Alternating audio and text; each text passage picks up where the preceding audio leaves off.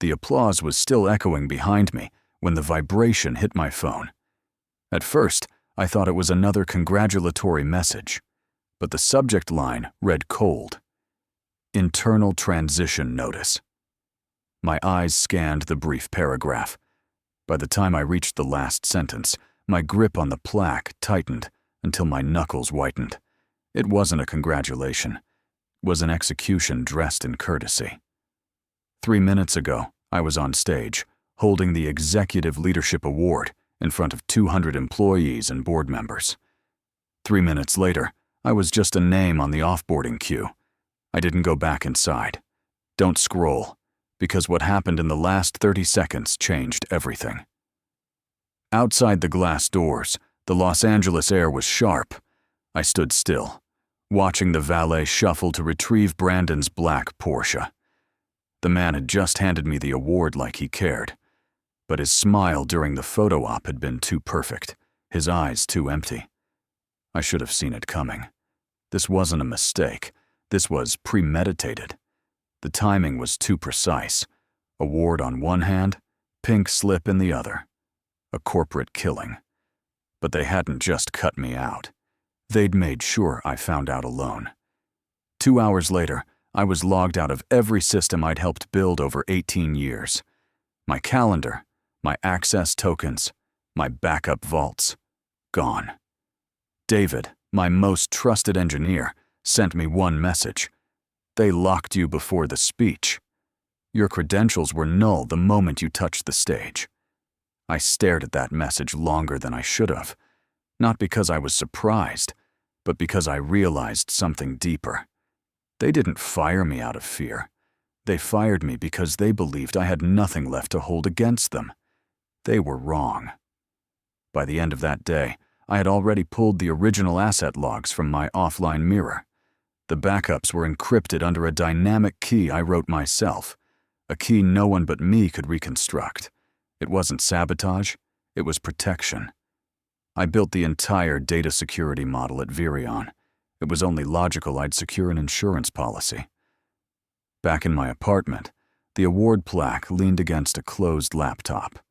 I poured a drink, stared at the screen, and reopened a folder I hadn't touched in 5 years. BrandonStructure.zip.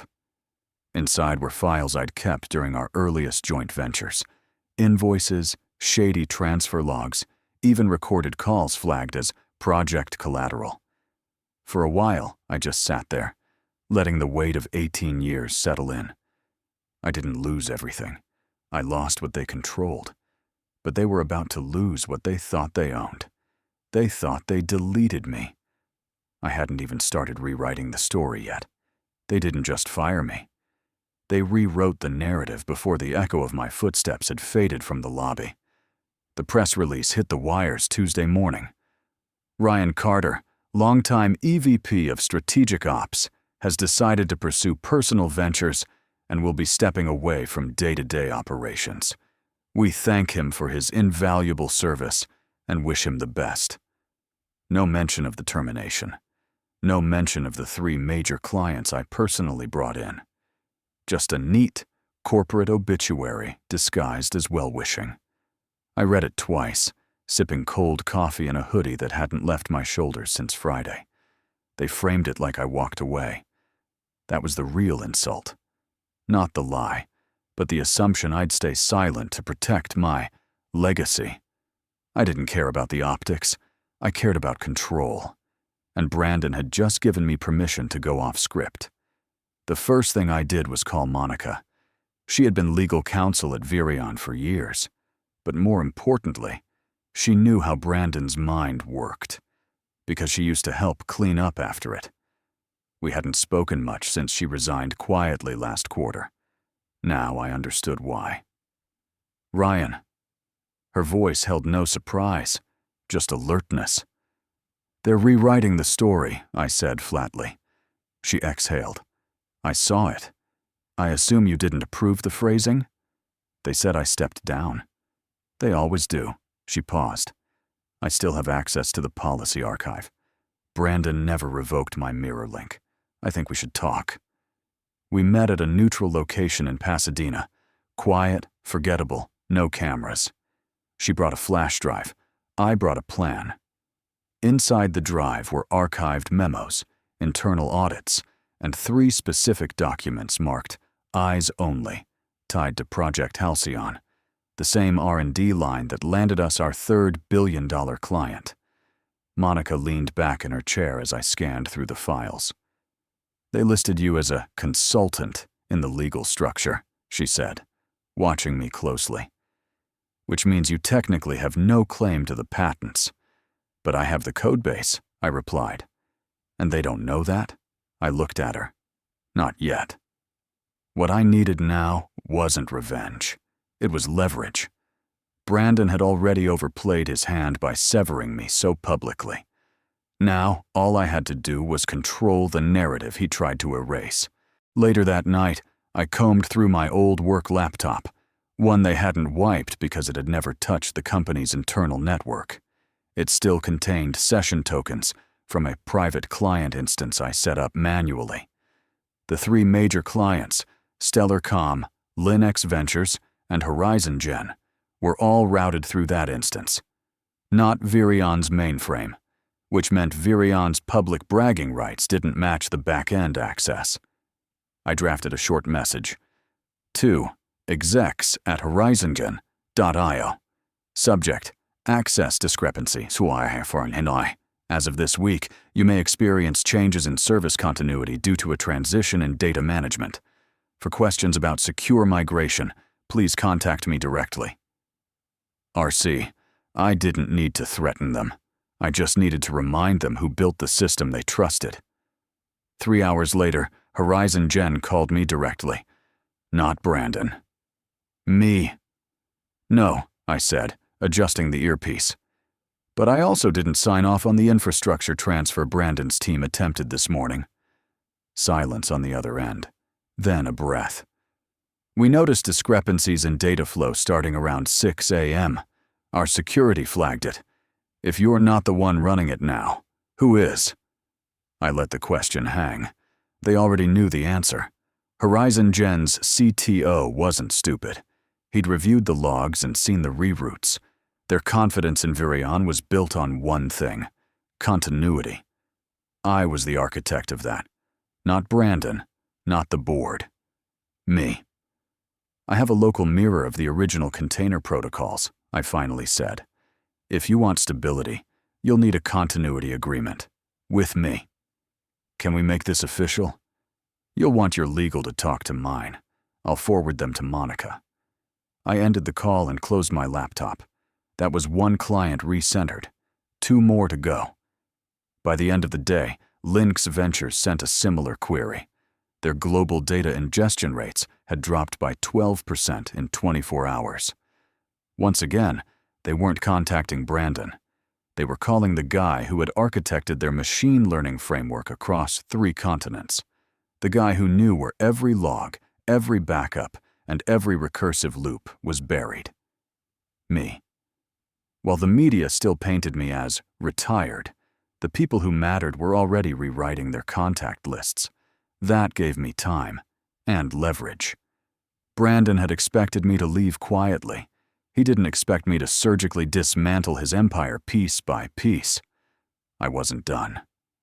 That night, I opened an archived project called Axiom Core, our earliest prototype that never made it to market, but served as the foundation for all client architectures since. Buried deep inside was a log of private development sessions, time-stamped, version-controlled, and most importantly, watermarked with my biometric signature. Legally, that made the IP origin traceable to me. And Brandon? He'd signed every go-live doc assuming Axiom Core was internal property, never realizing it was filed under a dual ownership clause from 6 years ago. Monica verified it, quietly, efficiently. This could nullify Virion's licensing rights if contested, she said over a late call. Exactly, I said, which means I don't need to sue. She paused. You just need to offer the clients an alternative, I smiled. They'll come to me. But there was one problem I hadn't accounted for. Brandon wasn't panicking, Yet, which meant either he was blind or he had a contingency. And that possibility bothered me more than I let on. I checked my inbox. One unread message. From internal.relay@virionlabs.com. Subject: Security Audit Inquiry. Timestamp conflict. The email had no body, just a link, encrypted, traceable, and sent from inside the company's Black Ops server, a system I designed, but never gave access to anyone beyond Tier 0 clearance. Only one other person knew that protocol even existed. David, my most trusted engineer, the only man who could replicate my access patterns. And now he was sending me silent signals from inside enemy lines.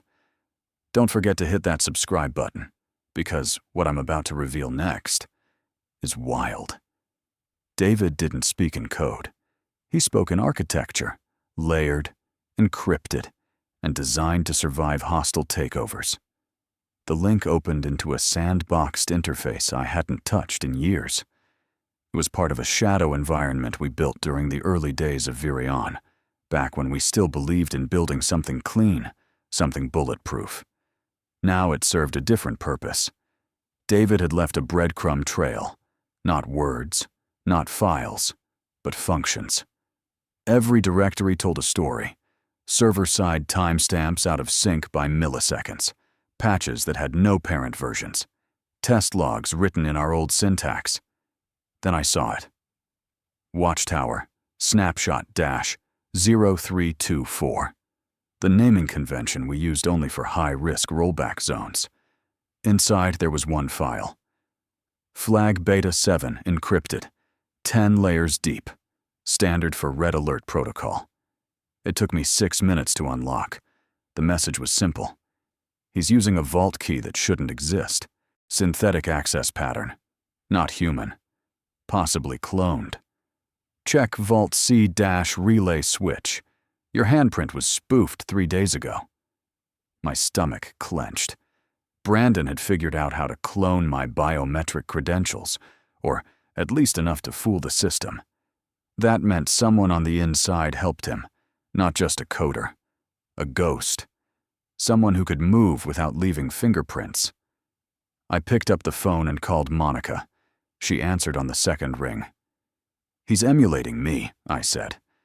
"Access logs show synthetic behavior. You think it's AI?" "Number me. It's a human emulating code. On purpose." She paused. "So either he's planning to impersonate you, or discredit you." I looked at the empty whiskey glass beside my keyboard. "Both." We needed to act before he made the first strike public. I called Horizon Gen again, this time not as a partner, but as a warning. "Your SLA integrity is compromised," I told them. "Audit your last 3 days of data pushes. Look for anomalies in the transaction hashes.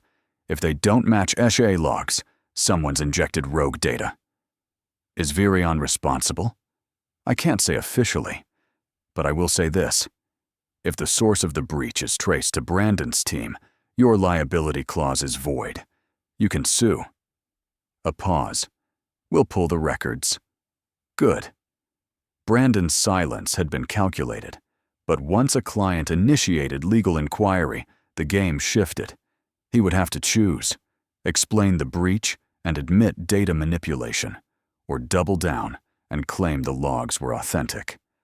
Either way, the moment the clients questioned integrity, the foundation would crack. But I had one more move to play. That night, I logged into the old DevMesh cloud we used before migrating to Virion's stack. It still housed a version-controlled backup of Axiom Core V 1.04, my last full-authored build before the project was absorbed by corporate. With it, I recorded a short walkthrough, signed the code hash live on video, and sent it to all 3 major clients. Subject: Origin integrity proof for your legal records. Inside, a 3-minute video, a signature timestamp, and my final line. If you ever need to verify who really built the system protecting your billions, this should help. I didn't wait for replies. I just sat back and watched the clock. Brandon called me at 2:13 a.m., not to threaten, to negotiate. Brandon's voice was different this time, less smug, more measured. "Ryan, we should talk." I didn't answer right away. I let the silence press into the line. He continued. "You've made your point. The clients are spooked, but this doesn't need to escalate." Escalate? He thought this was the peak. "I'm not the one who breached Vault C," I said flatly. "And I'm not the one who impersonated a biometric key. You lost control of the board the moment you fabricated access to Halcyon assets. Ryan, you're playing with matches in a gas chamber. The board's nervous, but that doesn't mean they'll back you." "No," I said, "but they'll abandon you." Another beat of silence, then a sigh, measured, quiet, like he was rehearsing damage control. "I can offer you a settlement," he said. "Equity transfer with conditions. You get a payout, we close this down, and no one needs to see the logs." There it was, his first real offer. But I wasn't here to negotiate a number. "I already sent the logs," I replied. 3 hours ago. Legal teams are reviewing." The silence cracked. "You think you'll walk away clean?" he said finally, his tone harder now. "You think I don't have backups, don't have my own narrative ready to go?" "I know exactly what you have," I said. "Because I built the damn scaffolding." I hung up. Brandon wasn't worried about me. He was worried about the clients. The moment Horizon Gen or Lynx filed a formal breach, his board would flip. No loyalty survives lost revenue, and I had one more card left to play. By mid-morning, Horizon Gen sent out a notice. They were initiating a codebase integrity audit and pausing all new funding to Virion pending internal review. Within 2 hours, Lynx followed suit. That afternoon, Monica messaged me a screenshot from a private forum, one of the VC watch lists where reputation shifts overnight. Virion. Flagged. Client trust breach. Patent dispute pending. That single red tag would freeze investor interest for weeks, maybe months. Brandon couldn't afford that kind of stall, not with 2 major rounds scheduled for Q3. But just as the pressure mounted on his side, I received something unexpected. A file. Unmarked. No subject. Sent from David. I decrypted it carefully. Inside was a screen capture of a boardroom meeting transcript. Someone had recorded Brandon briefing the directors. His words, verbatim. "We've replicated Ryan's architecture and patched the ownership metadata. Legally, he's out. He'll fold once we go public with the IP reassignment." Another line. "His original signing key was wiped. If he tries to prove authorship, it'll trace to our DevOps shell." Brandon wasn't just firing me. He was trying to erase me. This wasn't about severance. It was a cover-up. I called Monica. "You read it." "Twice," she said. "It's enough." Enough to force the board? Enough to bury him. That evening, we submitted the evidence package to an independent legal arbitrator, requested by Horizon Gen to mediate their audit. The arbitration meant every document, every log, every time-stamped access would be reviewed under court-level scrutiny. And Brandon couldn't scrub it now. The system he thought would protect him? I designed it to protect the truth. By dawn, Brandon was removed from the board's emergency contact list. I had taken his seat, without stepping foot back inside the building. The first email I received wasn't from Brandon. It was from Horizon Gen's legal team. Subject line: request for technical deposition. The email was short, polite, but loaded. They weren't asking for a statement. They were demanding sworn testimony. The arbitration panel had concluded that Virion's internal control policies had been materially compromised by synthetic authentication entries. Translation: Brandon's access manipulation wasn't just unethical, it was criminally prosecutable. I replied with a one-line confirmation and closed the laptop. The war was already over. 3 days earlier, Brandon had stood in front of the board, and declared he had full control over Axiom Core's future. Now, he was under investigation for IP fraud and digital impersonation. And not a single investor stood behind him. He vanished from the internal directory within 48 hours. No press release, no farewell, just deleted. But that wasn't the victory.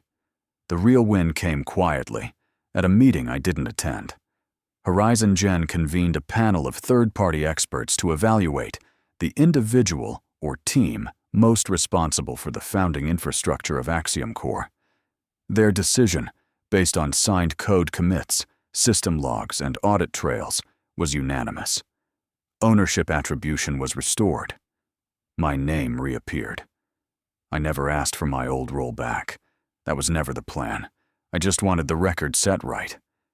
But something strange happened after the ruling. Investors started reaching out, not to Virion, but to me directly.